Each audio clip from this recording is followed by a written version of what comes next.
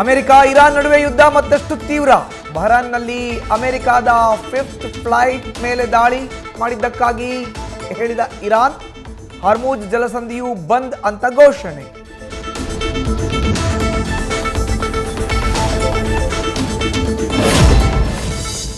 ಇರಾನ್ನ ಮೇಲೂ ಅಮೆರಿಕದಿಂದ ಭೀಕರ ದಾಳಿ. 20ಕ್ಕೂ ಹೆಚ್ಚು ಯುದ್ಧ ವಿಮಾನಗಳಿಂದ ರಾಡಾರ್ ಕಣ್ತಪ್ಪಿಸಿ ನುಗ್ಗಿರೋ ಮಾಹಿತಿ. ಇಟಲಿಯಿಂದ B-52 ಬಾಂಬರ್ ಯುದ್ಧ ವಿಮಾನವು ಅಖಾಡಕ್ಕೆ ಎಂಟ್ರಿ.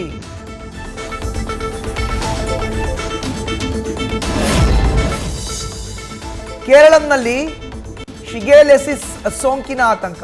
ಕಲುಷಿತ ನೀರು, ಆಹಾರದಿಂದ ಹರಡ್ತಾ ಇರುವಂಥ ಬ್ಯಾಕ್ಟೀರಿಯಾ. ಕೋಯಿಕೋಡ್ನಲ್ಲಿ ಒಂದು ಮಗು ಸಾವು. ವಯನಾಡ್ನಲ್ಲಿ 10ಕ್ಕೂ ಹೆಚ್ಚು ಮಕ್ಕಳು ಅಸ್ವಸ್ಥ.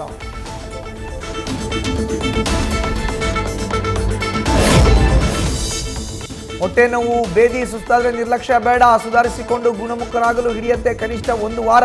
ಚಿಕಿತ್ಸೆ ತಡವಾದರೆ ಪ್ರಾಣಕ್ಕೆ ಕುತ್ತು. ಹೀಗೆಲ್ಲ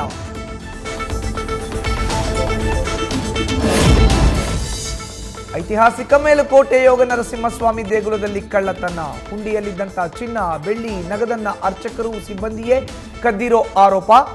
ದೇವಸ್ಥಾನದ ಇಒ ಶೀಲಾರಿಂದ ಮೇಲುಕೋಟೆ ಪೊಲೀಸರಿಗೆ ದೂರು.